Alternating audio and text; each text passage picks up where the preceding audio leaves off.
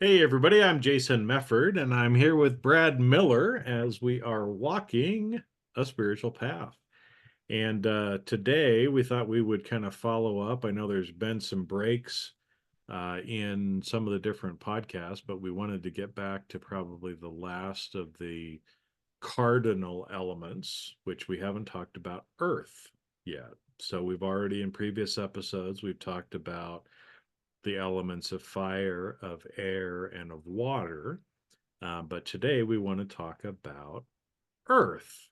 So I thought we would, kind of jump in because Brad, I think, we kind of held this off to the end because I think, at least in my opinion, a lot of people kind of focus on this element more, but I think only in certain ways. And so I think, as part of today's episode, I'm going to, at least from my perspective and what you have, maybe kind of share with people some different ways to think about the earth element as well. But when you think about earth element, Mhm. what do you think about, Brad? How do you use it? So there's a couple. There are a couple different ways. One is, dirt, so physical earth. There's the idea of getting close to, Mother Nature and getting your hands in the dirt or your feet on the grass, grounding.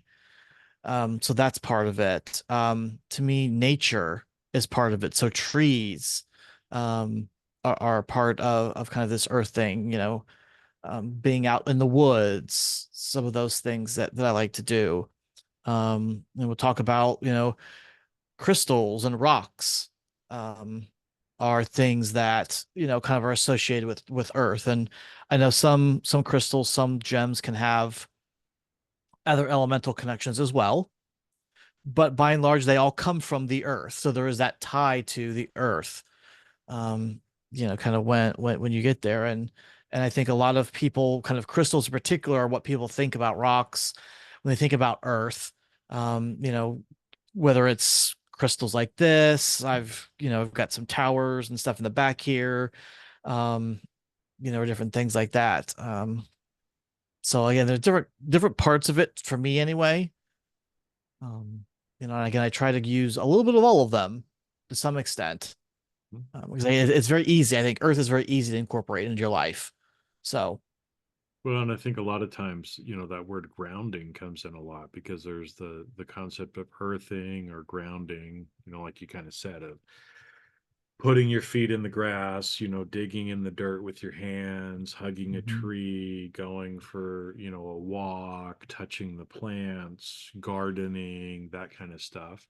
mhm, That I think, is pretty well known to people and is you know, it's a great thing to do, mhm, right? Because a lot of times as we are grounding with Pachamama, right? She is giving us energy and we are giving her energy, right?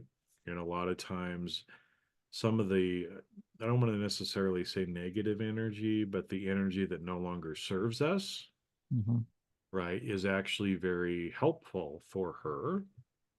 And so giving her that energy that no longer serves us and her giving us energy that does serve us is again another way of practicing Aini and reciprocity. And so there's that aspect. There's the whole idea. I love the idea of we breathe out carbon dioxide, right? So our earth element carbon body is breathing out air of carbon dioxide. That carbon dioxide is absorbed by the plants and the trees, right? And going from air back into earth to help them. And so it kind of shows that symbiotic relationship and connectedness that we can have with Pachamama and everything that lives, right, on in Pachamama from an earth element standpoint. And And yeah, crystals, again, crystals are another one that a lot of people are aware of, that a lot of people use. I have crystals all over my house. I wear a bunch of them on my body, right? Because Mhm. it's an important way for us to connect. And I kind of like to think about it as it's like taking vitamins for my spirit in a way. It's helping to protect me from certain energies or to help provide me with certain energies that not only my physical body needs, but that my light body needs as well. Mhm. But I think there's also some other places where we can go here from an earth element standpoint. And I think we've shown in some of the previous episodes also about how these are all uh, connected and how each of the elements you kind of transmute through, and certain things become different things over time, right? So if I take a Palo Santo stick, right, that is earth element, Wood. Yeah. wood. If I light it with fire, then it transmutes that earth element into fire and to smoke or air, right, as Mhm. well. And it also transmutes the wood into ash, right, or charred wood. And to me, I think one of the great examples is a diamond. Okay, so talk about diamonds for a little bit, because diamonds are a girl's best friend, right? But if you think about what a diamond actually is and the transmutation that it goes through, it's a great way of showing how the elements work together. And so, again, a diamond is one of the highest frequency crystals on this planet. Okay, but let's think about how it kind of goes through that process, right? Well, diamonds are carbon that has been compressed under pressure for millions of years, right? But where did that come from? Well, originally, air and water and a seed ended up turning into a tree or something, that creates that wood. At some point, the tree continues to grow with the air, with the water, with the fire, with the sun, right? And ends up growing into a tree. And at some point in its life, fire is reintroduced in the form of flame, and that tree gets burned and again goes through that transformative process into becoming charcoal. Now, charcoal actually has a lot of, we don't give it enough credit for what it actually does, but charcoal is hugely valuable, both physically and spiritually. Okay, but most people, we'll talk about that in another episode. I don't know. Anyway, um, that charcoal then, right, gets put under pressure and eventually over millions of years, right, turns into a diamond. And so there's this whole huge process that it kind of goes through uh, all of the different elements as well, right? And so I think that, again, if you start to place some awareness on the different earth elements, look around you, and everything that you see in physical 3D form is of the earth. It's of the earth, right? It's things that were plasmated based on things that are available, on top of or inside Pachamama, right? So Mhm. my computer is made up of a lot of different earth elemental things, right? Gold, silicon, the different metals and Mhm. alloys that ended up creating it, the oil that becomes the plastics in it, right? All these things that end up kind of coming into it. And so I think, too, one thing that I kind of threw out there is it's not when you're thinking about the earth element, don't just think about trees and grass and dirt or Mhm. crystals, but think about everything around you has some tie to the earth element as well. Yeah. Well, and I've read that actually they will, you talked about how the trees die and decay and turn into diamonds and stuff. But I've actually heard where you can take ashes of loved ones or pets, and they will make diamonds, little, artificial diamonds out of those ashes. Mhm. So again, Yeah, the because idea of the ashes of the earth part, the carbon base of a living body, human, human, animal, whatever, turning back into that diamond through the heat and the pressure and everything else.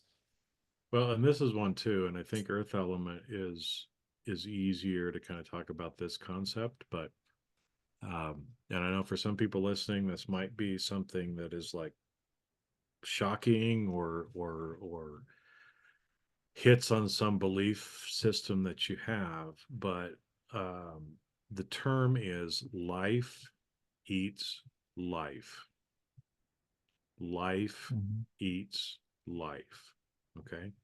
And so for a lot of people, especially if you happen to be vegetarian or vegan, a lot of people don't want to eat animal meat. I understand that. I respect that. If that's your decision, then that's your decision. But I think it was Joseph Campbell who said, vegetarians are just incapable of hearing the screams of tomatoes. Meaning, again, that, everything is living, everything is life eating life or life transforming and being destroyed. What we think of as being destroyed, but is being turned into life again. And I think Mhm. the earth element shows this, like you said, the tree that dies, that becomes charcoal, that becomes, a diamond, as an example. And for me, it's not just the dirt and the trees and the crystals, which is important, and as I said, I incorporate that all in my life, but it's even things down to what we eat and what we wear and what we surround ourselves with as well, right, is our connection to earth element. Mhm. And so, you know, what do you want to have associated with you, right? So, as an example, and again, I'm not telling you what to do, I'm just sharing what I do, but I tend to wear on my body things that are natural: cotton, wool, leather, right? Things that are in somewhat of a natural form. I try to avoid as much as possible polyester and other things like that that are really kind of synthetically made because there is animal medicine from it, right? So again, I I have boots that are made out of cow leather, and so and I've got moccasins of deer skin. So when I wear those, I'm also connected earth element wise to the brother and sister deers, the brother and sister cows as well, right? Mhm. And I think the old Native American. I remember it on the movie Last of the Mohicans, especially. There was a great scene in Last of the Mohicans where he's with they go out hunting and they kill an elk, and kind of the ritual or ceremony that they did over the elk, after they killed it and as they're dressing it, and kind of the thank you, brother elk, for giving us meat to eat, bones to use as tools, your skin that we may wear it, that may protect us from the elements. And they kind of went through this whole thing. And I think when you start, thinking about the things around you in that same way, that's what starts to also add the connectedness that's so important to a spiritual path. So I Mhm. can sit here and I've got some little post-it notes on my desk right here. Okay. So I can choose to just sit and look at those post-it notes and just see a post-it note. Or I can also be grateful for the post-it notes and everything that went into making those post-it notes that I have now. Because guess what? They're made out of paper. And what's paper made out of? A tree. And what's a tree made out of? Well, fire, air, water, earth, right? And so again, we can start to see the connectedness and feel the gratitude for literally everything that's around us as well, uh, if we choose to see it that way. Yeah, like you said, I think it's easiest to do that with the earth element, just because it's It's always everywhere. around us. Yeah, and it's physical. Like, air is kind of this thing that is there, but you can't really see it most of the time. And so I think sometimes that's a little hard. Fire, you almost have to we've got the light from the sun, but otherwise have to light a match or do something to create that fire. And even or water, you have to, it's in some sort of a faucet or a bowl or dish or something, but earth is everywhere you look. Um, and so it makes it a lot easier, I think, to do that, to be grateful for it, to appreciate it, because you see it. Mhm. On the other hand, it's also very easy, I think, to underappreciate it and take it for granted because it's right there and you can see it very easily. So you see the trees outside the window and you just take it for granted that there's always going to be trees there, or the ground out there, or, all the different things that we use that we make from earth elements, gasolines and oils and things like that we use for transportation and all. Like without all these things, we wouldn't have society the way it is today. But we oftentimes, I think, just take for granted that it's there and that it will always be there. And that's not the case. This is where the gratitude comes in, I think. Yeah, because I think the gratitude is what's so important about it as well. Is I think it was Shel Silverstein that wrote the book The Giving Tree, where it's kind of about this little boy, if I remember right, in this tree growing up and him playing in the swing and all this other stuff and cutting part of the tree for firewood, and at the end I think was made into this man's coffin or something like that. But I think it shows too that just the profound appreciation that we should have for each living and call it non-living thing on this Mhm. planet, and for Pachamama and the abundance that she gives to us, right, every single Mhm. day.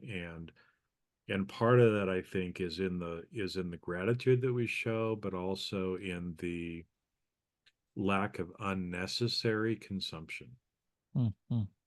right? And again, Mhm. this may be something that triggers people, because we're in a very consumptious society, especially here in America.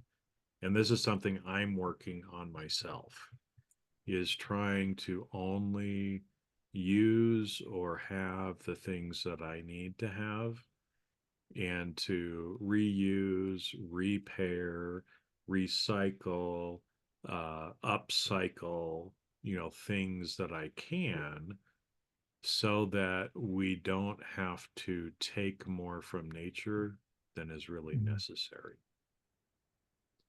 And because I think, each of these things are giving a sacrifice, and we need to appreciate and honor that sacrifice. And part of that is only taking what we need, Mhm. and I think as we start to see the trees as other beings, as Pachamama, of the different things that we have, and try to remove ourselves from such a disposable economy. Mhm. And I'll tell you, because I've traveled all over the world, and it makes me want to cry when I see some parts of the world, and the litter and the trash and the things that are floating in the ocean. um, that's out there, right? Because again, we're not taking care of the earth and honoring her sacrifice as much as we could, because we see that plastic bottle as something that's disposable, right? Mm. And or whatever it happens to be, right? But if you really want to honor the element of earth, take care of earth, right? But take care of her in every way that you can, right? Um, and she will take care of us, right? But it's just like any other relationship. If you overextend, if you abuse a relationship, eventually it's no longer there because there's nothing that can be there, right? At the end of the day. Mhm. Yeah, I got nothing else out of that. That was good. I like that. Yeah. Okay, so then let's talk about what we eat as well, right? It's what we wear, what's around us, but also even what we eat. And I think this is one that a lot of people don't think about from a connection with earth element. And so you hear people say something like, "Oh, I just need to ground. I need to eat some meat or I need some protein so I can ground myself." Well, there's certain foods as well that have different uh, interactions with our body, right? And so again, just like wearing or using certain crystals, eating or drinking certain things are also important for us in um, developing and becoming who and what we want to be as well. And so, that's why, I mean, I talked a little bit about food stuff before because I'm becoming more aware of the higher quality the food we put in our body, the better we take care of the food that we eat and how we prepare it, how we handle it, the gratitude that we have for it, the better it is when that life eats that life, right? Mhm. And I'll give you an example. I was in the food business for a long time. And depending on how you slaughter cattle, depends on the hormones and other things that are left over in their muscle meat, which is what we usually eat, right?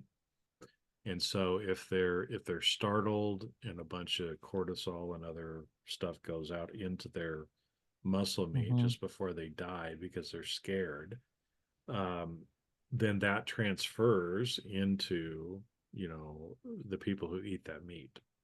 It's the same thing with organic or grass fed or other things, right? Is whatever was fed to that animal, if you're eating an animal, ends up in your body. Even Mhm. if you're a vegetarian, whatever's fed to that plant or fruit, is makes its way into your body as well. And so, again, it's like, you know, if you want things to be good for you in life, you want to treat other people well, right? If you want the food that you're eating to treat your body well, then we might want to treat our food better too. Okay. And so I've started to Mhm. develop even some weird things like the minute I go to the grocery store and I pick something up and I put it in my cart, I treat it differently. I treat it with kindness. I set it down gently. Everything that I can do to try to give love and respect and honor to whatever that is, right? Mhm. And try to remember, the sacrifice that that stalk of celery is giving by allowing me to eat it, right? And anyway, I'm just kind of No, babbling a little bit, but I wanted to bring up some yo, things I think around Earth that most people don't place any awareness on it as we do. Mhm. there's that much more connection um, to everything. And Hmm. again, if you're eating food that you love, that you've loved over, and you've tended and you've cared for, how it tastes and what it does for your body is so much better than something that you don't treat that way. Hmm. Yeah. Well, this brings back, the idea. I think is a great example of just the interconnectedness of everything. We talk about how we're all connected. We're all one. And so what you do to something comes back to you. What you do to the food, the way you treat the food, both in its preparation, how it's grown, how you fix it at your home, or at the restaurant, how they fix it, how you handle it at the grocery store. Is it just thrown in the cart or thrown on a shelf, or is it very nice and carefully? I had a friend in high school who worked at the local grocery store, and he worked in the produce section, and we could always tell when he had been working because the bananas were always lined up perfectly. And we kind of joked that he alphabetized the bananas because of how organized and neat and things like that they were. But he put care and attention into the bananas. And because we didn't really have anything else to compare to, I'm sure that those bananas both tasted better and probably had more nutrition, more value nutritionally to us than if somebody would just taken them and just taken them on the box and randomly just thrown them wherever, and wouldn't have taken the care in there. Um, and something as simple as the way you organize a banana on the shelf. Or for where we do dinner, my we try to get my daughter involved in fixing dinner and helping as much as we can. And so we talk to her about when she's fixing dinner about the love that she puts into the dinner, into the meal. She's preparing with love. She's thinking about the kindness, the fact that this food that she's preparing will go to into our bodies and will use to nourish us and help us grow and keep us alive. And just the way she treats it all and the thinking that she's going through when she's doing it impacts the food that we're eating. And so trying to get started at again at this young age for her because everything is one. It's all connected. And so what we're doing to one thing, we're doing to everything. Well, and so if again, I mean, I'm going to come up with a very ludicrous example here, but to Brad's point, we're all connected. What I do to Brad, I'm doing to myself. And so again, imagine if, we have this body and our body is growing, right, all the time, changing, but we have to harvest our body to feed our body, right? So I have to cut off part of my finger maybe to sustain my life for the next day, but my finger's going to keep growing, right? And so am I going to cut off my whole hand? No, I only need the tip of my finger right now. So I'm only going to use that little bit, and I'm going to be so grateful for that because it's a part of me, right? That life is eating life. And so as we start to think about it that way and only using what we need, I love the example you gave of your daughter and teaching her and preparing the food because food prepared with love tastes different than food not prepared with love. And again, believe me, don't believe me, but I can tell this too. And that's why I don't go out to eat in restaurants a lot anymore because a lot of the times the people that are cooking the meal don't love their job, Right. and that hate and anger and everything else for their employer goes into the food, and now I'm eating that food. Plus I can't control, or I don't know necessarily where it came from, or at least the supply chain that it came through and how well those things were cared for either, right? um and so again, but and you can play with it even down to the point of that I never even this was never even in my awareness, but let's say you're cutting an onion for dinner, right? and you have a certain way that you normally cut an onion. But what if, because I've had this happen, you say, Onion, how would you like to be cut tonight? And it tells you how it would like to be cut. And it's maybe a way different than how you would normally do it, but just do it the way you sense that it's asking you to do it and see how it tastes. Because I'll tell you, when we place that awareness on it, we have amazing food in ways that we never even thought of, down to even that level, right? I'm not just, grateful for the onion. I'm not just grateful for, the sun and the water and the dirt and the seeds and the people who farmed it and the people who harvested it and the people who had the jobs that brought it to me in the grocery store, right? I'm grateful to that onion for how it's going to help my body, what it's going to do for my body. But also, I would like it to be able to serve me in the way that it would like to serve me. And so, just a very small act of even thinking about, well, onion, how would you like to be cut? Sometimes it may say, I don't really care. It's whatever you'd like to do. Other times it's like, no, I think I'd like to be cut this way instead. And just play with it and see what happens. Because as I've played with it, I've been amazed at what's happened. And the tears were actually from the onion, not uh Yeah, yeah. but And it can be in, anything. I mean, I think I've shared on some of my lives before on, even, you got a whole, bunch of oranges. Well, certain of those oranges probably are going to be better for you or better for me. Maybe some of those oranges are better for Brad. And so if I focus some attention on, which three oranges need to come home with me. And when you do that and you start picking produce, as an example, that way, you find that, at least I have found, the level of quality, of tastiness, of I'm sure the nutrition behind it goes up because there's some of those oranges that are like, Jason, pick me, pick me, pick me. I'm supposed to go home with you, right? And again, everybody listens like, whoa, well, we've talked before about, Brad walks into a crystal shop or Jason walks into a crystal shop, and what happens?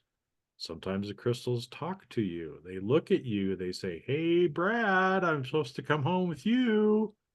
Well, if a crystal does it, what makes you think an orange wouldn't do that as well? Or an onion, or a whatever.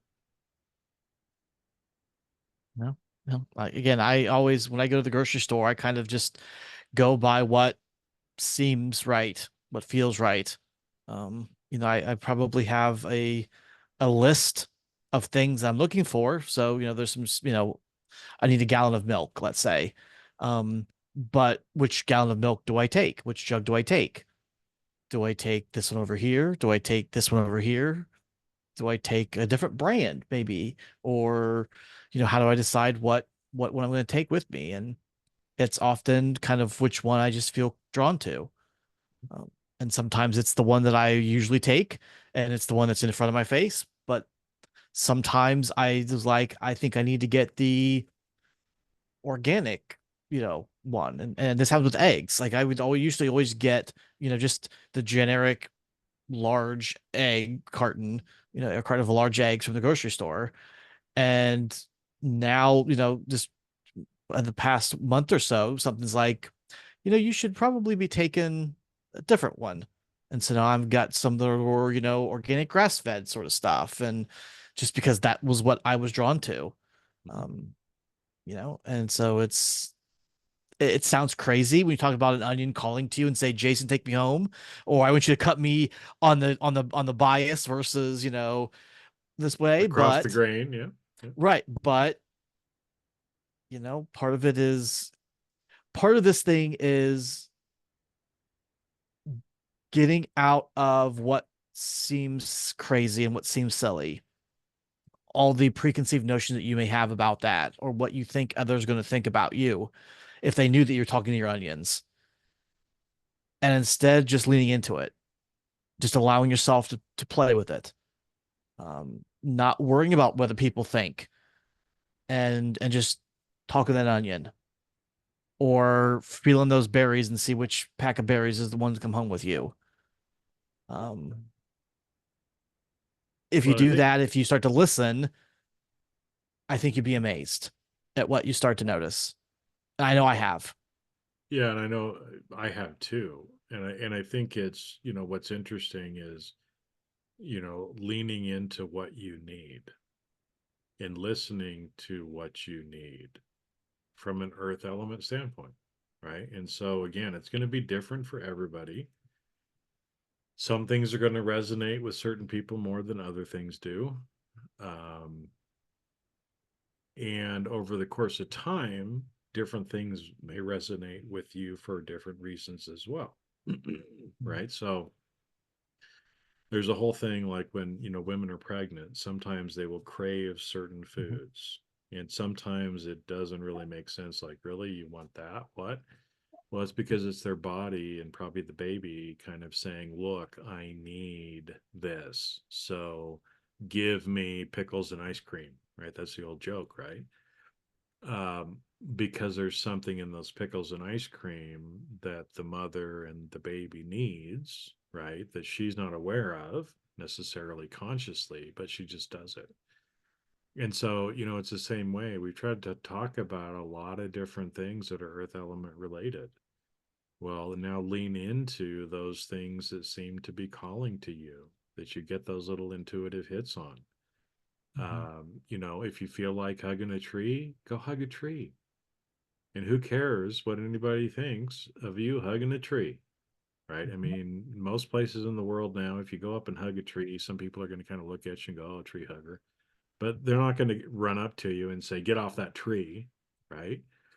If you feel like, you need to eat a bunch of garlic for the next month and you just can't get enough garlic, well, maybe lean into that, right? If you feel like, I need to get a certain kind of crystal bracelet, I need to start wearing this particular crystal. Well, if you feel that, then lean into it, right? If Mhm. 6 months later, it's like, I think I need to take that off now, then Mhm. take off the bracelet, right? But lean into Mhm. it and allow your body and your light being to let you know what you need or how to use the earth element. Yep. It's the same thing.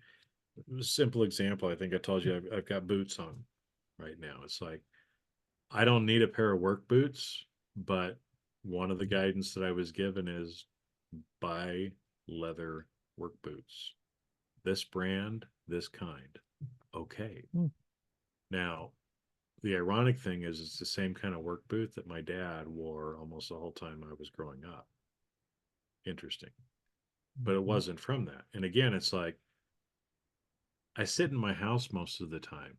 It's hot. I don't wear jeans. Sometimes I wear shorts, but I need to have these work boots and I need to have leather up close to me. Right. And so, Mm. again, for this point in time, I get up in the morning and I lace up my leather work boots and I walk around my house And to get to in leather work. in leather work boots because I'm getting to work. I'm boots on the ground, right? Whatever it happens to be. So that's one thing that I've leaned into. Now, 2 years from now, I don't know. I may be wearing work boots like this the rest of my life. I don't know. But I'm leaning into it until I feel like I'm supposed to do something different. Mhm. Right. And so I hope that's what everybody listening, you just start leaning into what you feel like you need. Right. Mhm. Yeah. And again, I think Earth Elements is the easiest one to do that because it is so accessible to people. When I went to Asheville, North Carolina a couple years ago, I was felt called I needed to get a black tourmaline bracelet. And so we found a store, and I won off. I saw, I couldn't even tell what it was. I just knew it was black. I picked off the shelf, and there it was. And uh, 8 months later, it broke. Mhm. And since then, I've called to Lapis Lazuli. Mm. Now, So did you keep the beads? yes, I have the beads. Okay, so I'll just tell you something else here, and this is for the benefit of everybody listening because It's Earth Element.